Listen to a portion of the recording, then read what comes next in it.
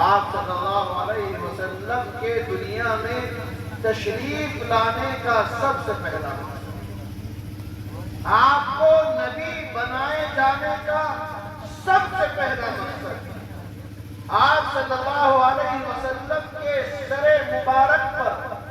ختم نبوت کے تاج رکھے جانے کا سب سے پہلا مقصد، یتلو علیہم آیاتک، قرآن کریم کی تلاوت کرنا۔ کیا ہے سب سے پہلا مقصد بھائی؟ قرآن کریم کی تلاوت کرنا، قرآن کریم پڑھ کر سنانا، لوگوں کے سامنے قرآن مقدس کو پڑھنا۔ چنانچہ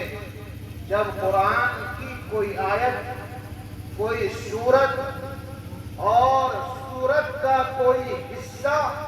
آپ صلی اللہ علیہ وسلم پر نازل ہوتا تو آپ اس کو لکھوانے کے ساتھ ساتھ صحابہ کرام کو جمع فرما کر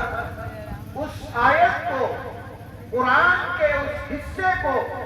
جو آپ پر نازل ہوا ہے، اس کو پڑھ کر صحابہ کرام کو سنایا ہے، صحابہ کو یاد کرایا کرتے تھے۔ ہزاروں صحابہ حافظ قرآن ہیں۔ ایک مستقل مدرسہ آپ صلی اللہ علیہ وسلم نے اس مقصد کے لیے قائم کیا جسے صفہ کہا جاتا ہے۔ اس مدرسے کے اندر زیر تعلیم طلبہ کی مجموعی تعداد عموماً ہمیشہ 70 کے قریب رہی۔ آپ صلی اللہ علیہ وسلم ان کو قرآن مقدس حفظ کرایا کرتے تھے، ان کو قرآن پڑھ کر سنایا کرتے تھے، ان کو قرآن یاد کرایا کرتے تھے، کیونکہ آپ کے آنے کا سب سے پہلا مقصد ہے، آپ کے دنیا میں تشریف لانے کا سب سے پہلا مقصد ہے یتلو علیہم آیاتک، قرآن مقدس کی آیتوں کو، قرآن مقدس کی صورتوں کو پڑھ پڑھ کر سنانا، یہ سب سے پہلا مقصد۔ اور ایک بات اور بتاؤں، بعض لوگ یہ کہتے ہیں، جو جدید روشنی والے، نئے زمانے والے، وہ یہ کہا کرتے ہیں کہ یہ طوطے کی طرح قرآن کو رٹنے سے کیا فائدہ، بغیر سوچے سمجھے قرآن کو پڑھنے سے کیا فائدہ۔ اس آیت کے اندر اس کی بھی وضاحت، اس آیت کے اندر اس کی بھی وضاحت ہے۔ قرآن کو سوچ کر، سمجھ کر، ترجمے کے ساتھ، معنی کے ساتھ، مطلب کے ساتھ پڑھنا، یہ دوسرے نمبر پر ہے۔ وَيُعَلِّمُهُمُ الْكِتَابَ وَالْحِكْمَةَ، سب سے پہلے نمبر پر ہے یتلو علیہم آیاتک، قرآن کو پڑھو، قرآن کو پڑھاؤ، قرآن کو لوگوں کے سامنے قرآن کی قرأت کرو، قرآن کو پڑھ کر سناؤ۔ یتلو علیہم آیاتک، اولین مقصد ہے آقا نامدار تاجدار مدینہ جناب محمد رسول اللہ صلی اللہ علیہ وسلم۔ آپ سب سے پہلے قرآن کی آیتوں کو لوگوں کو پڑھ کر سنایا کرتے تھے، قرآن کی تلاوت کیا کرتے تھے، سکھایا کرتے تھے، اور جب قرآن کی آیتیں آپ صلی اللہ علیہ وسلم کے اوپر نازل ہوتی اور حضرت جبرائیل علیہ السلام وحی لے کر آپ کی خدمت میں حاضر ہوا کرتے، قرآن کی کوئی آیت، کوئی سورت، بعض مرتبہ پوری سورت بھی نازل ہوئی، 90 آیتیں نازل ہوئی ایک مرتبہ، ایک ساتھ 70 آیتیں ایک ساتھ نازل ہوئی، اور بعض مرتبہ ایسا بھی ہوا کہ ایک حرف بھی نازل ہوا، ایک آیت بھی نازل ہوئی، سورہ فاتحہ مکمل ایک ساتھ نازل ہوئی۔ تو جب حضرت جبرائیل علیہ السلام آپ صلی اللہ علیہ وسلم کی خدمت میں قرآن کی کوئی آیت، کوئی سورت یا سورت کا کوئی حصہ اللہ کی طرف سے لوح محفوظ سے لے کر آتے تو آپ صلی اللہ علیہ وسلم اسے سننے کے ساتھ حفظ کرنا شروع کر دیتے، یاد کرنا شروع کر دیتے۔ ادھر حضرت جبرائیل وہی پڑھ کر سنا رہے ہیں، حضرت جبرائیل قرآن کی آیتیں پڑھ کر سنا رہے ہیں، حضرت جبرائیل قرآن کی سورت پڑھ کر سنا رہے ہیں۔ ادھر حضرت جبرائیل کے ساتھ ساتھ آپ صلی اللہ علیہ وسلم اس وحی کو، قرآن کی آیتوں کو، قرآن کی اس سورت کو جو وہ لے کر آئے ہیں اس کو یاد کرنا شروع کر دیتے، حفظ کرنا شروع کر دیتے۔ آپ کو دشواری ہوتی، تکلف ہوتا، تو اللہ نے ارشاد فرمایا، حکم دیا کہ ہمارے لاڈلے اور پیارے نبی آپ صرف وحی کو سنیے، قرآن کو سنیے۔ حضرت جبرائیل جو وحی لے کر آپ کی خدمت میں حاضر ہوں، اس وحی کو آپ صرف سنیں، اس وقت پڑھنے کی ضرورت نہیں ہے، اس ڈر سے کہ کہیں میرے دل و دماغ سے یہ قرآن کی آیتیں نکل نہ جائے، اس ڈر سے آپ کو مشقت اور دشواری میں پڑھنے کی ضرورت نہیں ہے۔ آپ تو جبرائیل کی زبان سے قرآن کی تلاوت کو سنیے۔ قرآن نے فرمایا لا تحرک به لسانک لتعجل به ان علینا جمعہ وقرآنہ۔ آپ قرآن کو لینے کے لیے، قرآن کو سینے میں بسانے کے لیے، قرآن کو یاد کرنے کے لیے، قرآن کو سینے کے اندر محفوظ کرنے کے لیے اپنی زبان کو جلد جلد حرکت مت دیجئے، خاموشی کے ساتھ قرآن کو سنیے۔ ان علینا جمعہ وقرآنہ، اس قرآن کو آپ کے سینے کے اندر جمع کر دینا، اس قرآن کو آپ کے سینے کے اندر محفوظ کر دینا، اس قرآن کو آپ کے سینے کے اندر جمع کر کے آپ کو حافظ قرآن بنا دینا، آپ کے سینے میں محفوظ کر دینا، اور پھر بعد میں صحابہ کے مجمع میں آپ کے شاگردوں کے درمیان، اصحاب صفہ کے درمیان آپ کی زبان نبوت سے اس کو پڑھوا دینا، یہ ہماری ذمہ داری ہے۔ ان علینا جمعہ وقرآن۔ تو میرے محترم بزرگوں اور دوستوں، ہمارے لاڈلے اور پیارے نبی حافظ قرآن حضرت جبرائیل جو قرآن کو لے کر آئے وہ حافظ قرآن، پھر یہ کہنا کہ بغیر سوچے سمجھے طوطے کی طرح رٹنا، طوطے کی طرح یاد کرنا بے فائدہ ہے، یہ عقل مندی نہیں ہے، بے وقوفی کی بات۔ آج ماشاءاللہ آپ کے اس ادارے میں، اس مدرسے کے ایک طالب علم نے قرآن مقدس کو حفظ کیا ہے، سینے کے اندر محفوظ کیا ہے، یاد کیا ہے۔ آج اس کو انعام کے طور پر اللہ کی طرف سے ایک نام حافظ قرآن کا عطا۔ یہ لفظ حافظ جو ہم بولتے ہیں، استعمال کرتے ہیں، یہ اللہ کے 99 نام میں آپ نے سنا ہوا ہے، 99 نام۔ حضرات علماء کرام یہاں پر بیٹھے ہوئے ہیں، پوری ذمہ داری کے ساتھ میں یہ بات کر رہا ہوں۔ ان 99 ناموں میں ایک نام ہے اللہ کا صفاتی حافظ۔ کیا نام ہے؟ آج یہ انعام اور یہ نام اللہ کی طرف سے اس بچے کو عطا ہوا ہے جس نے اللہ کے کلام کو اپنے سینے کے اندر بسا لیا ہے، محفوظ کر لیا۔ بہت بڑا مقام و مرتبہ ہے حافظ قرآن کا، اگر وہ عمل کرنے والا، اگر وہ اپنے حفظ پر عمل کرنے والا ہو، قرآن کے آداب کی رعایت کرنے والا ہو، اللہ نے اس کو جو دولت عطا کی ہے اس دولت کے مطابق زندگی گزارنے والا ہو، اس کا مقام مرتبہ بہت بلند ہے، بہت بلند ہے۔ ہماری نظروں میں اس کی اہمیت ہو یا نہ ہو، لیکن اللہ کے یہاں اس کا مقام مرتبہ یہ ہے کہ حافظ قرآن سے کل قیامت کے روز کہا جائے گا اقرا ورتقی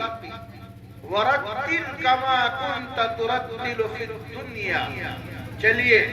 حساب و کتاب ہے کل قیامت کے روز، لوگوں کا حساب کیا جا رہا ہے۔ نمازی آئے، ان کا حساب و کتاب ہو گیا، روزے دار آئے، ان کا حساب و کتاب ہو گیا، زکوٰۃ دینے والے آئے، ان کا حساب و کتاب ہو گیا۔ اس لائن کے اندر ایک حافظ قرآن بھی ہے، اس لائن کے اندر ایک عالم دین ہے جس نے قرآن کو اپنے سینے کے اندر بسایا ہے، سینے کے اندر جس نے قرآن کو محفوظ کیا ہے۔ فرشتوں کے اندر ہمت نہیں کہ اس کا حساب و کتاب کر سکے، فرشتوں کے اندر اتنی طاقت نہیں کہ اس کو اجر و ثواب دے سکے۔ اللہ کے حضور پیش ہے، اللہ رب العزت فرماتا ہے اقرا ورتقی، جاؤ، آج قرآن ہی فیصلہ کرے گا، آج قرآن کے مطابق ہی تمہیں درجات عطا کیے جائیں گے۔ قرآن پڑھنا شروع کرو، اعوذ باللہ سے ابتدا کرو، بسم اللہ پڑھو، الحمد سے شروع کرو، والناس تک پہنچ جاؤ، پڑھتے جاؤ، چلتے جاؤ، چڑھتے جاؤ، جہاں تک تم چلو گے، جہاں تک تم چڑھو گے، جتنی دور پہنچ جاؤ گے، یہاں سے دہلی، دہلی سے بمبئی، قرآن پڑھتے پڑھتے جتنی دور نکل جاؤ گے، وہاں تک جنت تمہارے نام الاٹ کر دی، جنت کا بے نامہ رجسٹری تمہارے نام ہے۔ اور یہ بھی ہے کہ تیز تیز مت پڑھنا، کبھی کم حصہ آئے، اگر تیز پڑھیں گے تو حصہ کم آئے گا نا، نہیں، اللہ کی طرف سے حکم ہوگا وَرَتِّلْ كَمَا كُنْتَ تُرَتِّلُ فِي الدُّنْيَا، ٹھہر ٹھہر کر پڑھنا، آہستہ آہستہ پڑھنا، سانس لے کر پڑھنا، تاکہ دور تک پڑھتے جاؤ اور دور تک جنت کی رجسٹری تمہارے نام۔ یہ ہے حافظ قرآن کا مرتبہ، یہ ہے حافظ قرآن کا مقام۔ یہ تو ایک ادنا سی جھلک ہے، ورنہ ایک دوسری روایت کے اندر حافظ قرآن کے ماں باپ، تاؤ چچا ہے، بھائی بہن کھڑے ہوئے ہیں، خاندان والے ہیں، اور خاندان میں 10 لوگ ایسے ہیں جن کو جہنم میں جانا ہے، طے ہو گیا کہ یہ جہنمی ہے، ان کو جہنم کے اندر پہنچنا ہے۔ حافظ قرآن کو یہ اختیار دیا جائے گا، حافظ قرآن کو یہ احساس دیا جائے گا کہ تمہیں جنت میں جانا ہے، تمہارے خاندان کے، تمہارے پریوار کے، تمہاری برادری کے یہ 10 لوگ ایسے ہیں جن کو جہنم میں بھیجا جائے گا، جاؤ ان کا ہاتھ پکڑو اور اپنے ساتھ جنت میں لے جاؤ۔ یہ کل قیامت کے روز حافظ قرآن کو احساس ملے گا۔ حافظ قرآن کے والدین کو اسٹیج پر بلایا جائے گا، وہاں پر کرسیاں رکھی ہوئی ہوں گی، اور ان کرسیوں پر بٹھا کر ان کے سروں پر ایسا تاج، ایسا کیپ، ہیلمٹ ان کے سروں پر رکھا جائے گا جس کی روشنی سورج سے زیادہ چمکتا۔ انبیاء، حدیث کے الفاظ، اولیاء اللہ، انبیاء، دیگر حضرات یہ کہیں گے یا اللہ یہ کون سے نبی ہیں؟ اللہ کی طرف سے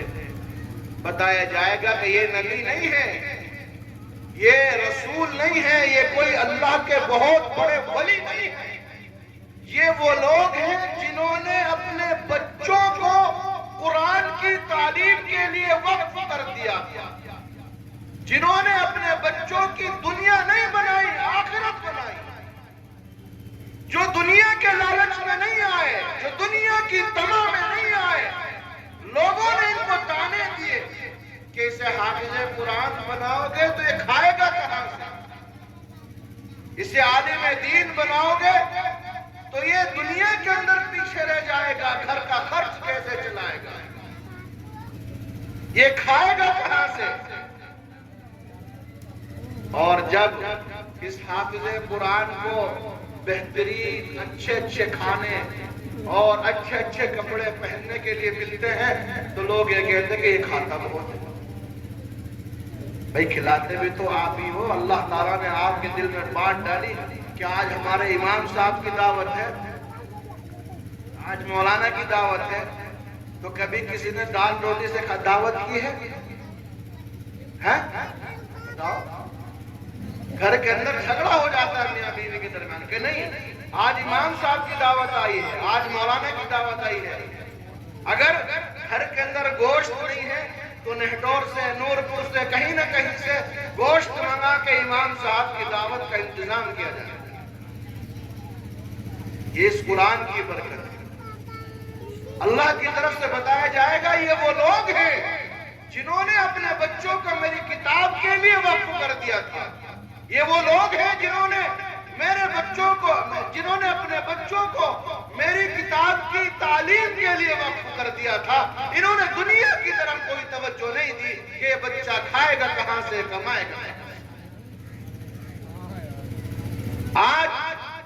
ان کی اس قربانی کے صلے میں ان کو یہ تاج عطا کیا گیا ہے، یہ ہیلمٹ عطا کیا گیا ہے۔ تو میرے محترم بزرگوں اور دوستوں، آپ صلی اللہ علیہ وسلم کی بعثت کا، اس دنیا کے اندر تشریف لانے کا سب سے پہلا مقصد ہے قرآن مقدس پڑھنا، پڑھانا، سیکھنا، سکھانا، سب سے پہلا مقصد۔ بتاؤ، جو لوگ یہ کہتے ہیں کہ یہ فضول ہے رٹنا، ان کی بات صحیح ہے؟ آپ کی بعثت کا، آپ کی دنیا میں تشریف لانے کا بنیادی اور پہلا مقصد ہی ہے یتلو علیہم آیاتک، اللہ کی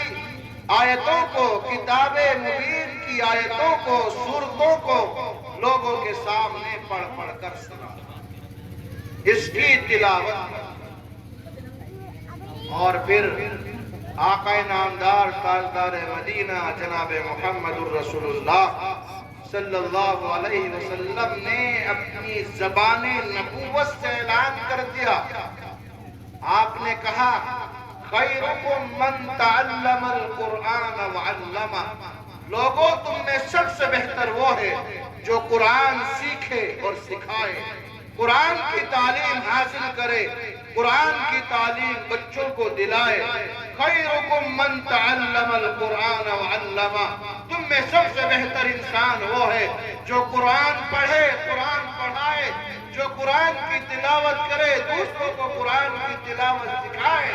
جو قرآن کی تعلیم حاصل کرے اور چھوٹے چھوٹے معصوم بچوں کو قرآن کی تعلیم دے۔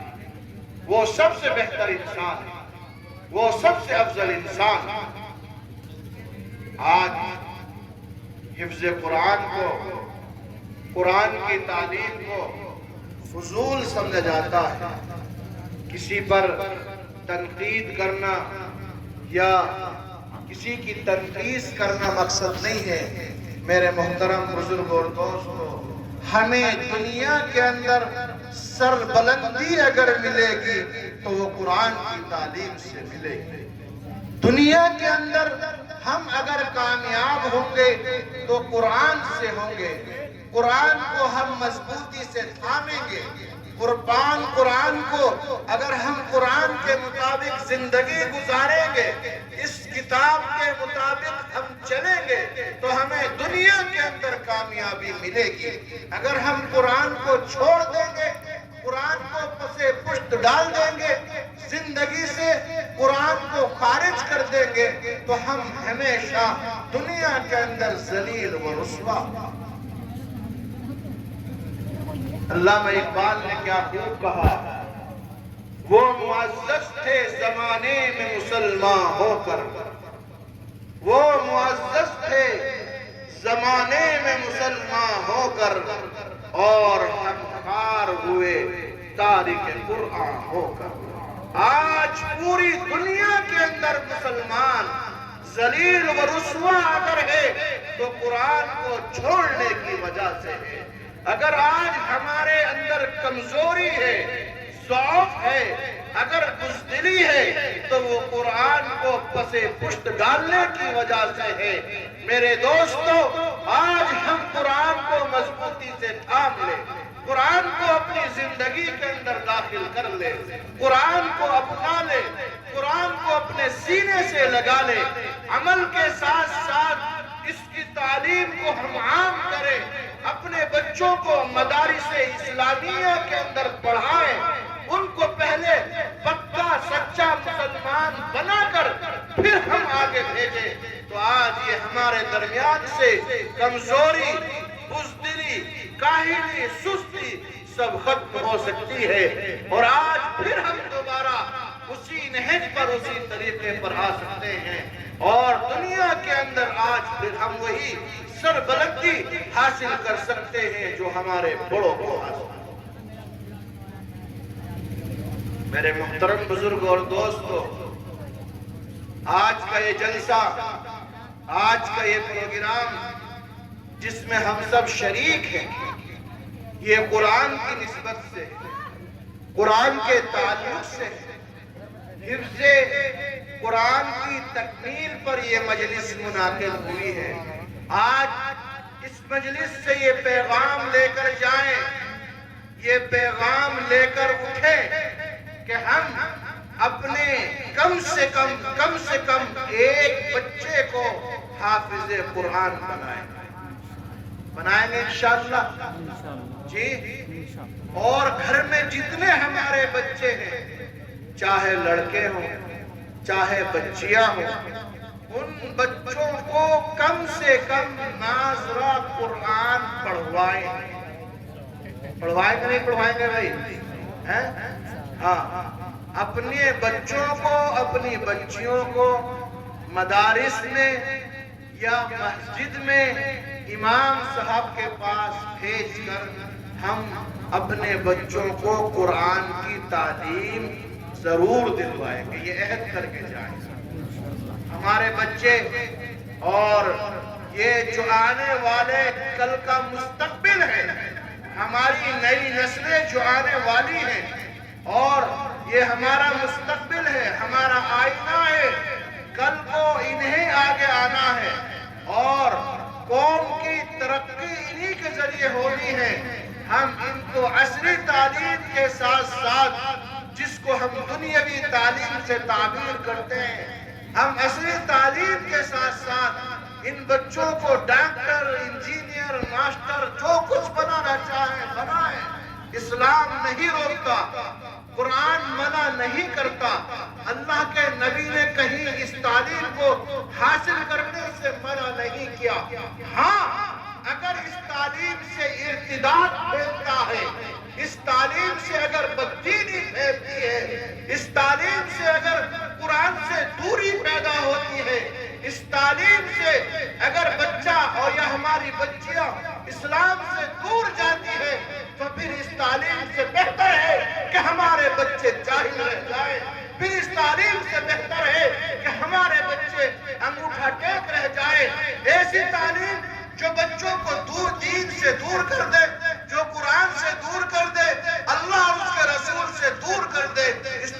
سے بہتر ہے کہ ہمارے بچے جائیں۔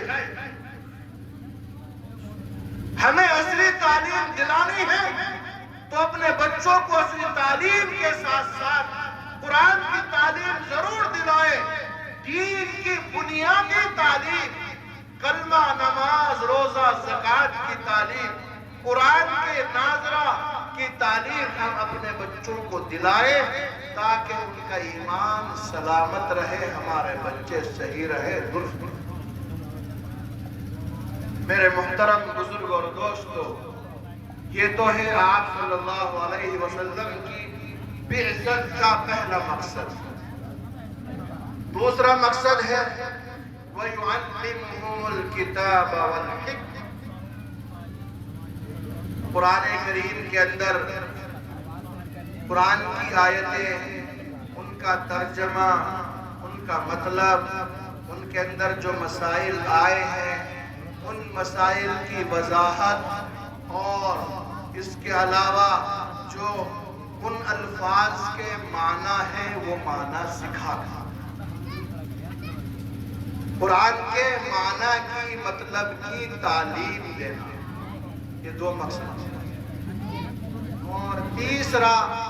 آپ صلی اللہ علیہ وسلم کی بعثت کا جو مقصد ہے وَيُزَكِّيهِمْ، اصلاح معاشرہ۔ اصلاح معاشرہ، ہمارے معاشرے کے اندر جو پھیلی ہوئی برائیاں ہیں، جو انسانوں کے اندر برائیاں پائی جا رہی ہیں، ان برائیوں کو دور کرنا۔ غیبت ہے، چوری ہے، زنا ہے، گالی گلوچ ہے، دوسروں کے ساتھ مار پیٹ ہے، دوسروں کی زمین پہ ناجائز قبضہ ہے، دوسروں کے حقوق تلف کرنا، سلب کرنا،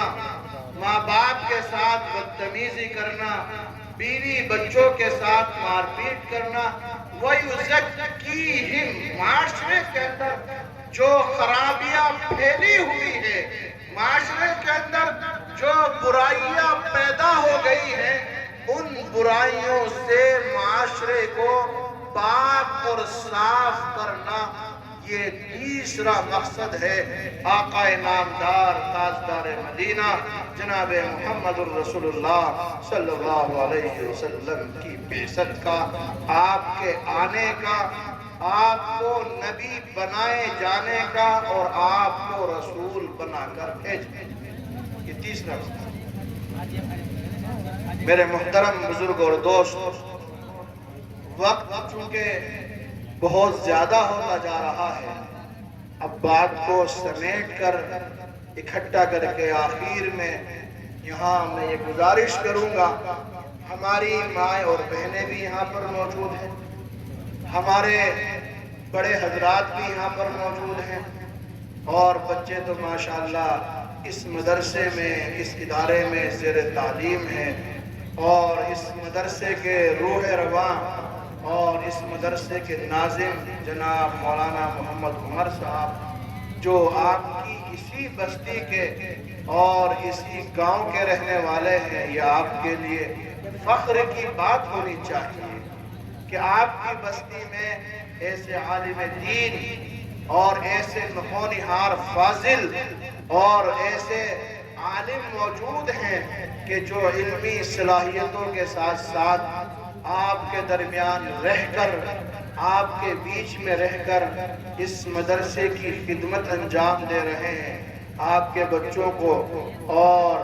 امت کے بچوں کو قرآن، دینیات کے ساتھ ساتھ 5ویں کلاس تک عصری تعلیم بھی دلا رہے ہیں۔ اللہ تعالیٰ ان کی عمر کو دراز فرمائے، ان کے فیض کو عام فرمائے، اور ان کے ساتھ ساتھ جو مدرسے کی انتظامیہ کمیٹی ہے ان کی بھی بڑی محنتیں ہیں، اللہ رب العزت ان کی محنتوں کو قبول فرمائے، اور دور دراز سے آئے ہوئے جو مہمانان کرام ہیں، بستی کے لوگ ہیں، اللہ تعالیٰ ان کی آمد کو، ان کے آنے کو، ان کے بیٹھنے کو، قرآن کی اس مجلس میں شریک ہونے کو قبول فرمائے۔ اور یہاں سے یہ پیغام لے کر جائیں کہ ہم اپنے بچوں میں ایک بچے کو کم از کم حافظ قرآن بنائیں گے، اور باقی جتنے بچے ہیں ان کو ہم جو بھی تعلیم دلائیں، عصری تعلیم، اس تعلیم کے ساتھ ساتھ ناظرہ قرآن، ابتدائی دینی تعلیم، جس سے ہمارا بچہ آگے چل کر اپنے صحیح راستے سے نہ بھٹکے، صحیح راستے پر قائم و دائم رہے، وہ پکا سچا مسلمان رہے، جہاں بھی جائے اس کے شناخت ہو کہ مسلمان ایسے ہوا کرتے ہیں۔ اپنے بچوں کو ہم تمام دینی تعلیم ضرور دلائیں۔ میں اپنی بات کو یہیں پر ختم کرتا ہوں اور آپ سے رخصت چاہتا ہوں۔ وآخر دعوانا ان الحمدللہ رب العالمین۔ ماشاء اللہ۔